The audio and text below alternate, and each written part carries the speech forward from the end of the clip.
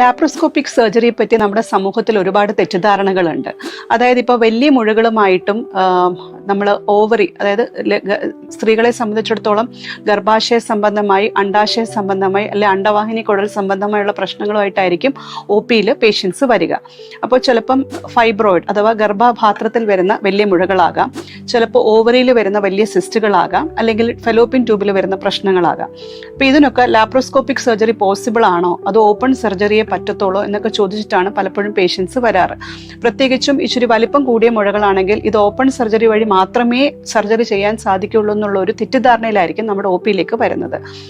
തരാനുള്ളൊരു സന്ദേശം എന്താണെന്ന് ചോദിച്ചാൽ, വലിപ്പം കൂടിയ മുഴകളാണെങ്കിലും ലാപ്രോസ്കോപ്പിക് സർജറി പോസിബിൾ ആണ്. ഈ ലാപ്രോസ്കോപ്പിക് സർജറിയുടെ അഡ്വാൻറ്റേജസ് എന്തൊക്കെയാണെന്ന് ചോദിച്ചാൽ, ഇതിനെ മിനിമലി ഇൻവേസീവ് സർജറി എന്നാണ് പറയുന്നത്. അതായത് ചെറിയ സുഷിരം ഇട്ടാണ് നമ്മൾ വയറിനകത്തേക്ക് കുഴൽ കടത്തി ഓപ്പറേഷൻസ് ചെയ്യുന്നത്.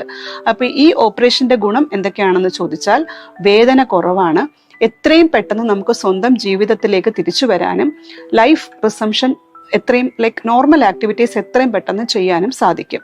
അപ്പോൾ പെയിൻലെസ് ആയിട്ടും സ്കാർലെസ് ആയിട്ടും സ്റ്റിച്ചസ് അധികം ഇല്ലാതെയുള്ള നൂതന ശസ്ത്രക്രിയാ രീതിയാണ് ലാപ്രോസ്കോപ്പിക് സർജറി.